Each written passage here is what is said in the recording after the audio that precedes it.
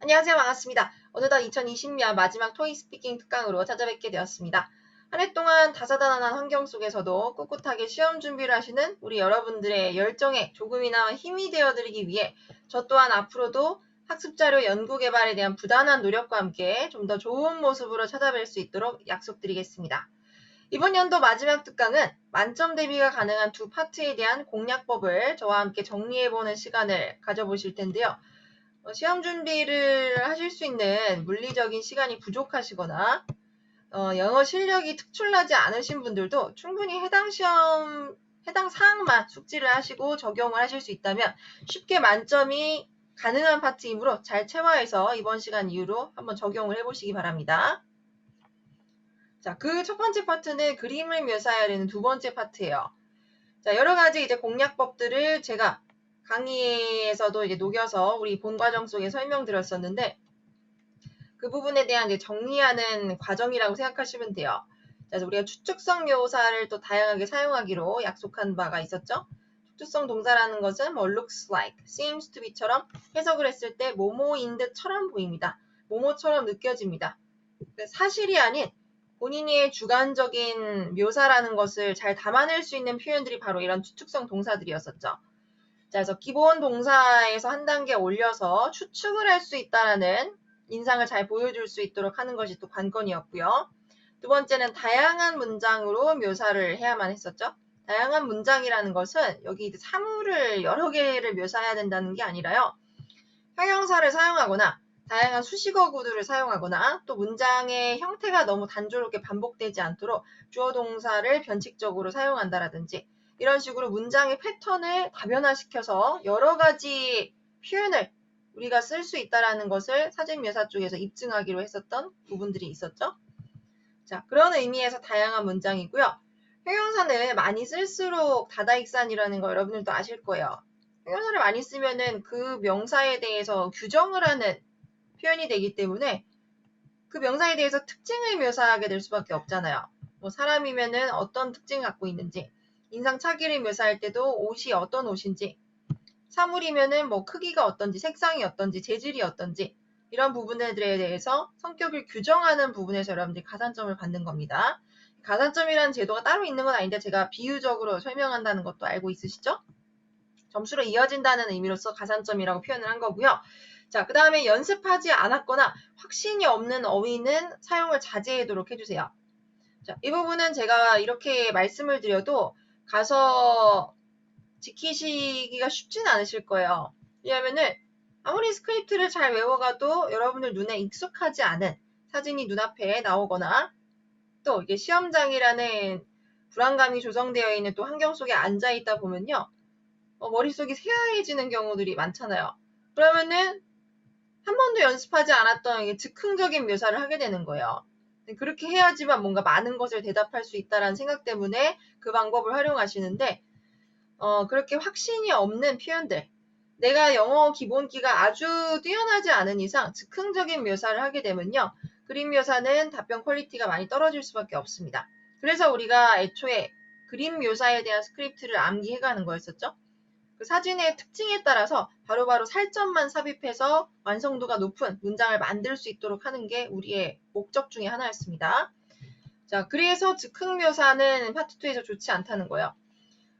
스크립트를 사용하셔서 우리가 이제 어떤 문장을 사용해야지 좋은 점수를 받을 수 있는지 이론적으로 알고 가잖아요. 그래서 이제 그에 맞는 점수받기 최적화되어 있는 템플릿을 학습해 가시는 건데 그거를 굳이 사용하지 않고 가서 즉흥적으로 묘사한다는 것은 거의 자충수를 두는 격이라고 볼 수 있죠. 그래서 굳이 어려운 길을 택하지 마시고 준비된 표현을 다양하게 활용하실 수 있도록 목표를 가지셔야 됩니다. 자, 그 다음 행위묘사는 과정에서 학습한 4가지로만 제한을 해주세요. 이거 정해가지 않으면 가서 즉흥적으로 하기 어려운 부분입니다. 이 또한 사람의 행위는 변수가 많기는 해요. 뭘 하고 있는지 우리가 예측 불가이기 때문에 그런 세세한 동사까지는 미리 정해갈 수는 없지만 그림을 묘사하다 보면은 어떤 공통분모라는 것들이 좀 있거든요. 인물 묘사를 할 때. 자, 그 중에 한 가지가 인물이 서 있는지 앉아 있는지 일단 이분법적으로 구분하는 거예요. 사람이 뭘 하고 있든 일단 서 있거나 앉아 있거나 둘 중에 하나이겠죠. 그럼 양자택일을 하시면 되고 여기에 해당되지 않은 유일한 경우가 바로 사람이 걸어 다니고 있는 경우입니다. 거리에서 돌아다니고 있거나 걷고 있거나 그럴 때는 이제 walking이라는 동사를 과감하게 써주면 되고요. 그 경우를 제외하고서는 standing, sitting 둘 중에 하나를 택일해서 쓰면 된다는 거죠. 자, 그 다음에 이렇게 하면 이게 동사 두 가지잖아요. 서 있다, 앉아 있다. 그 다음 세 번째는 어딘가를 바라보고 있다라는 동사를 사용하시면 돼요. looking at something. 아시죠? 보고 있다, looking at something. 이 사람들도 지금 보시면은 사진 속에 일단은 뭐 열심히 요리를 하는데 무언가를 바라보고 있잖아요. 눈을 이렇게 질끈 감고 있는 사람은 나오진 않겠죠. 사진 속에. 자, 그래서 looking at이라는 동사를 꼭 사용하셔서 행위를 묘사하시기. 그 다음 네 번째는 뭐 어떤 행위를 하기 위해서 손에 뭔가를 잡고 있거나 들고 있는 경우들이 대다수예요. 이건 제가 100%라고 말할 수는 없지만 대부분의 인물들이 뭔가 손에 들고 있는 경우들이 그만큼 많다라는 거죠. 여기서도 지금 뭐 칼을 쥐고 있고 잘 보이진 않지만 옆에 있는 여성도 뭔가 주방 도구를 쥐고 있는 듯한 그런 느낌이 들잖아요. 그럴 때는 holding이라는 단어를 쓰셔서 문장을 완성하시면 되세요. 그래서 이 네 가지 동사 standing, sitting, looking at 그 다음에 마지막 holding 네 중에 하나를 골라서 빠르게 인물 묘사를 하시는 게 좋겠죠? 자, 그래서 네 가지로 제안을 하셔서 묘사를 하라는 거예요. 너무 많이 알고 가는 것도 독이 돼요, 여러분들. 그걸 뭐 다 아는 것은 당연히 나의 영어 실력에는 도움이 되겠지만 당장 여기 가서 쓸 것들이 정해져 있지 않으면은 이게 제한 시간 내에 빨리빨리 발화가 나오지 않는다니까요. 그래서 우리가 이렇게 간단한 파트, 변별력이 없는 파트에 대해서는 무조건 무슨 말을 할지 몇 가지 풀을 좁혀놓자라는 거예요. 그 안에서만 선택하실 수 있도록. 자, 그리고 전치사는 오래 고민하지 않도록 해주세요. 전치사가 중요하기는 해요. 전치사가 틀리면 문장이 해석이 안 되는 경우들도 많죠. 그래서 그렇게 신박할 정도로의 메이저 오류가 아닌 이상은 그림 묘사에서는 전치사에 대해서 평가하는 기준이 그렇게 상대적으로 엄격하진 않단 말이에요. 일부러 틀릴 필요는 없지만 이것 때문에 고민을 해서 다음 문장을 말을 못한다라는 것은 말이 안 된다는 거예요. 그래서 빠르게 선택을 하셔서 감각에 맡기세요. 이럴 때는요. 그냥 이럴 때는 in을 쓰는 게 맞는 것 같다. 이럴 때는 on이라는 전치사와 연어로 쓰는 게 맞는 것 같다. 여러분 스스로 감각적으로 판단을 해주시면 돼요. 자, 시간을 오래 끌지 마시고요. 자, 다음은 타이머를 보면서 시간을 좀 안배하시라 그랬죠? 시간이 아니라 답변을 안배. 자, 제한 시간이 45초잖아요. 이 45초 동안에 우리가 준비된 스크립트를 다 묘사하는 것은 사실상 굉장히 어려운 일이긴 합니다. 가면은 여러 가지 환경적인 변수가 있다고 했잖아요. 갑자기 머리가 하얘지는 경우도 있고 긴장이 돼서 잘 하던 것도 안 나오는 경우들이 있고요. 뭐 그런 식으로 당황스러운 요소들이 복합적으로 늘어나다 보면은 우리가 준비한 양만큼 제한 시간 내에 다 쏟고 나오는 건 힘들어요, 사실상. 그래서 타이머를 보면서 그때그때 여러분들이 생각을 하고 어떤 식으로 짤지 구성을 해보시라는 거예요. 뭐를 생략할지, 뭘 더할지. 만약에 내가 인물을 한 명 정도 묘사한 시점에서 시간이 10초밖에 남지 않았어요. 그럼 여기서 또 한 명의 인물을 묘사를 반복적으로 이어나가는 것은 좀 의미가 없겠죠? 그래서 내가 묘사하지 않았던 것으로 넘어가는 거예요. 예를 들어서 배경 중에 한 가지를 골라서 묘사를 한다라든지 전체 나의 답변을 일단락 지을 수 있는 어떤 매듭을 지을 수 있는 멘트를 친다라든지요. 뭐 전반적으로 봤을 때 어디에서의 하루처럼 느껴집니다. 그 문장 아시죠? 선택과 집중을 잘 해주셔야 돼요. 이 시간 내에 내가 보여줄 수 있는 것들을 많이 보여주되 중복되는 거나 이제 무의미한 것들은 빼고 의미가 있고 점수로 이어지는 것들을 많이 표현을 해주시는 게 좋죠. 그리고 일단 문장에 대한 완성도를 우선시해서 평가를 하는 시험 중에 하나이다 보니까 시간 내에 답변을 완성했다라는 인상을 주시는 것도 상당히 중요한 공략 중에 하나입니다. 파트 2에서. 자, 그래서 꼭 타이머를 보세요. 무서워하지 마시고. 자, 그래서 7번에서도 보면은 시간이 부족하다고 판단될 시 인물 묘사 1명으로 줄이라고 되어 있죠. 인물을 2명 묘사한다고 해서 점수를 더 주는 건 아니에요.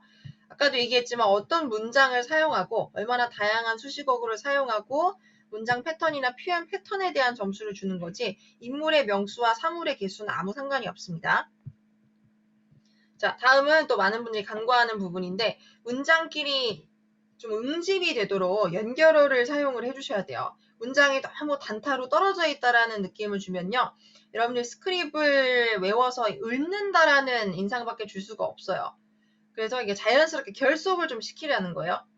45초면은 꽤나 많은 문장을 그래도 구사할 수 있는 시간이거든요. 그래서 문장이 따로따로 독립적으로 돌아다니지 않도록 하나로 묶으세요. 하나의 paragraph처럼 느껴지도록.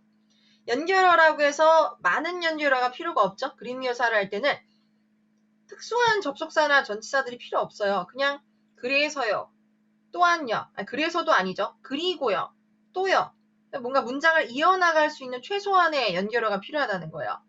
그 정도로만 연결하시고 발화 페이스를 반드시 조절할 수 있도록 유념해주세요. 이거는 어느 파트든 30초가 넘어가는 거에 대해서 마찬가지입니다.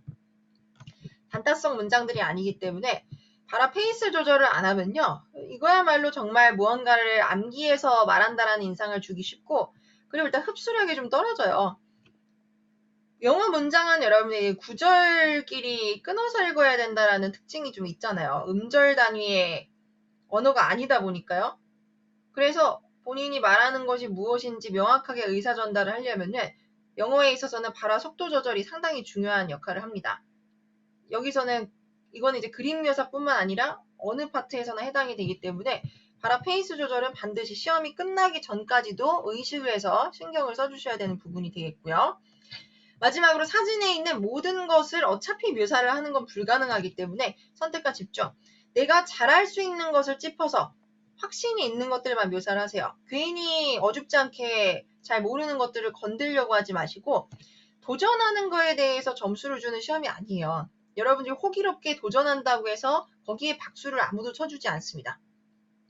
저는 그렇게 할 수 있어요. 근데 시험은 냉정하단 말이에요. 그래서 내가 아는 것만 골라서 선택과 집중. 아시겠죠? 그러니까 기존에 내가 많이 썼던 표현들을 집약적으로 골라서 쓰시라는 거예요. 자, 그래서 이런 부분들을 여러분들이 잘 이해를 하시고 실전 시험에서도 여러분들이 발화하는 내내 적용할 수 있다면은 영어 실력과 상관없이 누구나 만점을 받아야 되는 파트 중에 하나가 되겠고요. 자, 다음 파트는 네 번째 표를 읽고 정보를 전달해야 되는 파트가 되겠습니다. 자, 그래서 표를 우리가 숙지할 수 있는 시간 45초를 초반에 받게 되죠. 이 시간 동안에 무엇을 준비하는지가 여러분의 점수를 좌지우지하게 될 텐데 자, 준비 시간에 뭘 하셔야 되냐면요. 자, 많이 제가 설명했겠지만 표를 읽으시면 안 돼요. 가면 대부분이 아무 생각 없이 이거 읽고 있어요. March 9th, March 11th, 8:30 a.m. keynote speech, Holy Juice 이런 것들을 읽고 있단 말이에요. 근데 이제 이런 것들이 의미가 없는 게 우리가 정보를 전달할 때는 정제된 문장으로 가공을 해서 전달을 해야 되는데 문장을 만들기 위한 조건은 지금 표에 써 있는 거 이외의 것들을 찾아야 돼요. 뭐 전치사라든지 관사라든지 뭐 비동사라든지 뭐 주어 동사가 있어야지 문장이란 형태가 완성이 되잖아요. 그래서 그것을 미리 생각해 두시는 게 여러분들 과제 중에 하나입니다. 이 파트 4에 대한 준비 시간이 주어졌을 때 그래서 표 대신에 성격별로 필요한 전치사들을 좀 생각을 해주세요. 성격별로라는 것은 여기 지금 이 두 구간 보면은 날짜가 기재되어 있다는 거 우리가 인지할 수 있죠. 그럼 날짜에 대한 정보를 줄 때는 우리 앞에 항상 on을 붙이기로 했었어요. 그냥 필연적으로 그 날짜에 이 행사가 이루어진다라는 이야기를 하게끔 되어 있기 때문에 다음 시간에 대한 정보를 줄 때는 어떤 시간에 뭐가 일어난다라는 얘기를 해줘야 되다 보니까 앞에 필연적으로 at이 필요합니다. at 시간. 자, 다음은 스케줄의 종류예요. 스케줄의 종류는 보통 종류 뒤에 그거에 대한 주제가 함께 기입되어 있는 경우들이 대다수이다 보니까 이 두 개의 상관관계를 파악해서 컬런을 대체할 수 있는 연결어를 찾으셔야 되죠. 대부분 뒤에가 주제라고 느껴지면 on으로 연결해야 될 가능성이 높습니다. workshop on 주제, discussion on 주제. on이 뭐뭐에 대해서라는 의미로도 쓰인다는 것을 우리가 학습을 해놨기 때문에 그래서 on을 사용하셔야 되고요. 자, 뒤에는 이 행사를 진행하는 진행자들처럼 보이죠? 사람의 이름. 그래서 이 사람이 무언가를 주도해서 진행을 할 때는 by라는 전치사를 붙이기로 했다는 것도 아마 기억이 나실 겁니다. 자, 이런 식으로 필요한 전치사들과 그 외에 시간이 남는다면 문장으로 만들기 위한 조건을 생각을 해주세요. 내가 날짜에 대한 정보를 얘기할 때 어떤 형식으로 문장을 만들기로 했었지? 내가 장소에 대한 정보를 제공할 때는 이런 것들이 구조적으로 필요했었지. 어떤 관사가 필요했는지. 보통은 장소 앞에 정관사가 붙잖아요. 혹은 주어 동사가 뭐가 돼야 되는지. 자, 이걸 생각하는 시간이고요. 이름이나 고유명사 발음 연습에는 제발 시간 낭비를 하지 말아주세요. 이걸 연습하고 계신 분들이 실제로 많더라고요. 그리고 뭐 어떻게 읽어야 될지 모르니까 사람 이름을 어떻게 읽을지를 연구를 해보는 거죠. 준비 시간을 이용해서. 절대 그렇게 하지 마시라는 거예요. 사람 이름은 저도 틀리게 읽을 때 많아요. 이제 뭐 프랑스 사람이나 뭐 유럽 쪽, 북유럽 쪽 사람들의 이름이 써 있으면은 저도 뭐 성을 막 이상하게 읽거나 아니면 발음법을 잘 모르는 경우들이 있거든요. 그냥 그 사람의 이름이니까요. 고유명사라는 것은. 자, 그래서 이제 발음 연습에 시간 낭비하지 마시고 문장을 어떻게 만들지만 생각을 해보시라는 거예요. 고유명사 발음 틀린 거는요. 강세도 마찬가지지만 감점으로 이어지는 메이저한 사항이 아니에요. 그래서 시간을 투자할 필요가 없다는 거고, 자, 다음은 오히려 그런 시간보다는 각 문항에 출제되는 질문을 좀 예상을 해보시기 바랍니다. 물론 이제 예상이 안 되는 표의 유형들도 있기는 있어요. 근데 자, 그건 이제 극히 좀 드문 케이스이고 대부분 행사일정표가 출제되기 때문에 행사일정표면 7, 8, 9번에 출제되는 문제의 성격들이 굉장히 뚜렷하단 말이죠. 7번 같은 경우는 보통 기본적인 정보에 대해서 요청을 하는데 두 가지 정보를 요청하는 경우들이 많았었죠.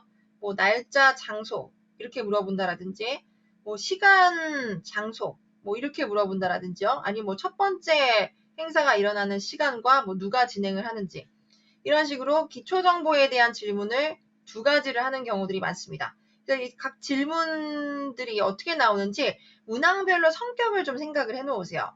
그러면은 대충 어떻게 대답을 해야 될지가 예상이 되거든요. 문항별로. 그다음 8번 같은 경우는 틀린 사실이나 맞는 사실로 확인을 요청하는 경우들이 대다수였었죠. 나는 이렇게 알고 있는데 맞냐? 묻는 경우들이 많잖아요. 대부분 이제 아닌 경우들이 많은데 가끔 맞다라고 인정을 해야 되는 케이스가 드물게 있기 때문에 듣고 판단을 하셔야 됩니다. 무조건 아니라고 얘기하시는 게 아니라요. 다음 9번에서는 본인이 관심 있거나 아니면 참여할 수 있는 어떤 기준을 두고 물어보죠. 나는 어디에 관심이 많은데 그거에 대한 일정을 얘기해 주세요. 라든지 나는 몇 시 이후에만 참여할 수 있는데 거기에 해당되는 일정을 얘기해 주세요. 라든지요. 그러면은 그 기준을 여러분이 들으셨다면요. 그 기준을 기반으로 찾으시면 돼요. 듣는 게 토익 스피킹은 답입니다. 토익은 들리는 게 보통은 답이 아니기 때문에 배제하는 스킬을 쓴다라고 제가 알고 있지만 토익 스피킹은 듣는 게 즉 답으로 이어지기 때문에 여러분들이 키워드라고 판단된 단어가 있으면은 거기에 해당되는 단어를 실제로 찾으시면 돼요. 만약에 이 사람이 뭐 어디에 관심이 있다. 질문을 실제 한번 볼까요? 뭐 3월 11일에 진행하는 거에 관심이 있다. 아침에. 그러면 거기에 해당되는 걸 찾는 거예요. 그 반대를 찾는 게 아니라요. 오전에 진행하는 거 여기 두 스케줄 있잖아요. 거의 두 개라는 것을 기정사실화해서 찾으시면 되세요. 9번 같은 경우. 아시죠? 그래서 이 두 가지에 대한 정보를 주면 되겠고요. 그래서 이렇듯 각 문항에 출제되는 질문에 대해서 어느 정도 예상이 가능하다라는 점. 자, 그리고 질문에서 묻는 정보에 대해서 충실하게 답변을 해주세요. 어떻게 보면 뭐 당연한 얘기이긴 한데 파트 4에서 표에 써있는 내용 외에 뭔가 자꾸 첨가해서 여러분들 생각을 덧붙이려고 하시는 분들이 많아요. 과유불급입니다. 이런 것들이요. 정확한 정보를 문장의 형태로 상대방에게 전달할 수 있는지만 평가를 하기 때문에 정보를 제공하는 것 외에는 불필요한 멘트들은 삼가할 수 있도록 해주세요. 필요가 없어서 그래요. 오히려 시간 낭비이고 그렇게 괜히 하다가 시간 내에 문장을 완성을 못하는 경우들을 제가 더 많이 봤기 때문에 하지 마시라는 거예요. 점수에 도움이 절대 되지 않습니다. 그래서 득이 되지 않는 것들은 과감하게 제외시키시고요. 전치사, 관사, 동사, 형태 같은 것들에 오히려 주의를 해주세요. 말을 많이 하려고 하지 말고 정확하게 하시라는 거예요. 파트 4는 기초 문법 테스트라는 거 아시죠? 토익으로 따지면은 그 문법 파트 있잖아요. 거기서 물론 객관식이긴 하지만 파트 5인가요? 토익 스피킹에서 파트 4가 파트 5 정도에 해당되는 문제 유형이라고 보시면 돼요. 각 파트별로 수험자한테 요구하는 과제들이 상이하잖아요. 전부 다 천차만별이잖아요. 그래서 이 파트 4는 정보를 제공할 때 온전한 문장을 사용해서 상대방에게 흡수시킬 수 있는지에 대한 능력을 보고자 하는 게 목적이다 보니까 문법이 상대적으로 많이 중요한 파트입니다. 그래서 뭐 관용구, 뭐 이디엄 이런 거에 욕심내지 마시고 딱 전치사, 관사, 동사의 형태에만 주의를 하세요. 일단 문장이 아닌 것은 아무리 많은 얘기를 해도 점수로 이어질 수가 없어요. 파트 4는. 문장이기만 하면 그리고 질문 요지에 대한 대답을 했으면 누구나 만점을 주는 그런 파트입니다. 자, 또 한 가지 주의사항은 질문을 이제 보통 하게 되는데 선 답변 후 정보 제공을 하셔야 돼요. 자, 여기 8번을 보시면은 마지막에 do I have to? 라고 마지막에 묻잖아요. 그럼 여기에 대한 대답을 하는 게 선결 조건이에요. 정보를 제공하는 데 있어서요. 바로 표에 써 있는 걸 어쩌고저쩌고 읽어버리는 게 아니고 상대방이 묻잖아요. 그럼 여기에 대한 대답을 좀 해주세요. do I have to? 그러면은 뭐 no라든지 yes라든지 표에 써 있는 사실에 입각해서 설명을 해주셔야 되겠죠? 결정을 하셔서요. 자, 그래서 선답변 후 정보 제공 원칙을 기억해 두시고 처음에 화두를 열 때 yes인지 no인지 sure로 답변을 해야 될지에 대한 여부는 질문을 들어야지만 알 수 있기 때문에 이거는 우리가 이제 문항에 따라서 정해갈 수가 없는 부분입니다. 8번에서 무조건 no로 일관하라는 그런 학습을 하신 분들이 종종 있더라고요. 절대 안 됩니다. 문항에 따라서 sure인지 yes인지 no인지가 나눠지는 게 아니라 마지막에 이 질문자가 무슨 질문을 했는지에 따라서 결정이 되기 때문에 이거는 가서 여러분이 즉흥적으로 정하는 수밖에 없어요. 자, 이 정도의 리스닝은 충분히 가능하실 거기 때문에 그 자리에서 여러분이 선택할 수 있도록 해주시고 아무 때나 sure 하시는 거 아니에요. sure는 어떨 때 해야 되죠? 상대방이 나한테 정보를 줄 수 있나요? 라고 요청을 했을 때, 부탁조로 질문을 했을 때만 상대방에 대한 최소한의 매너로 써야 되는 단답형 멘트가 되었었습니다. yes와 no는 상대방이 묻는 질문이 표와 일치하는지 아닌지에 따라서 우리가 결정하면 됐었던 부분이었었고요. 자, 그래서 좀 정리를 해보자면요. 파트 4는 요 두 가지만 충족을 시키면 돼요. 질문에 대한 정보를 충분히 제공을 했는지, 그리고 그 정보가 온전한 문장에 해당이 되는지, 발음 강세는 이제 더 이상 설명하지 않겠습니다. 당연히 전달력이 떨어지면은 영어로 들리지가 않기 때문에 채점 자체가 불가능해져요. 그래서 그거는 너무 당연해서 제가 배제를 시키는 거고 이 두 가지만 여러분들이 잘 집중해서 전달할 수 있다면은 이 또한 영어 실력과 무관하게 쉽게 만점을 받을 수 있는 파트 중에 하나가 되겠습니다. 이 두 파트에 대해서는요. 자, 이런 식으로 효율적으로 어떤 부분들이 필요한지에 대해서 사전에 숙지를 해놓으시고 거기에 맞춰서 맞춤형 학습을 해주셔야 된다는 거예요. 세워라 내워라 그냥 막연하게 기출문제만 풀고 있으면 안 되고요. 그런 식으로 공부를 하시면은 여러분들이 해결을 해야 되는 시간 내에 절대로 등급을 취득하실 수가 없습니다. 자, 이게 2와 4, 이 두 파트는 대충 공부하시라는 의미로 말씀드린 게 아니라 집중적으로 우리가 무엇을 해야 되는지 미리 알고 들어갈 수 있는 파트이기 때문에 최소한의 인풋으로 최대의 아웃풋을 내보시라는 취지에서 말씀을 드린 부분이에요. 자, 그래서 부디 도움이 되셨길 바라고 이 두 파트에 대해서는 꼭 만점을 받아오시기 바랍니다. 물론 수험자분들은 어느 파트에 대해서 본인이 만점을 받고 감점이 되었는지는 상세하게 아실 수 있는 방법은 없어요. 그러나 총 점수를 보면은 대략 예측이 가능하기 때문에 여러분들이 만약에 파트 2나 4에서 만점을 받으셨다면요. 전체적인 점수도 합산되어서 함께 올라가겠죠? 그래서 자, 이 부분에 대한 신뢰를 좀 잘 해주시고요. 여러분들 시험에도 좋은 결과가 있길 바라겠습니다. 내년에 더 좋은 모습으로 찾아뵙도록 할게요. 수고 많으셨습니다.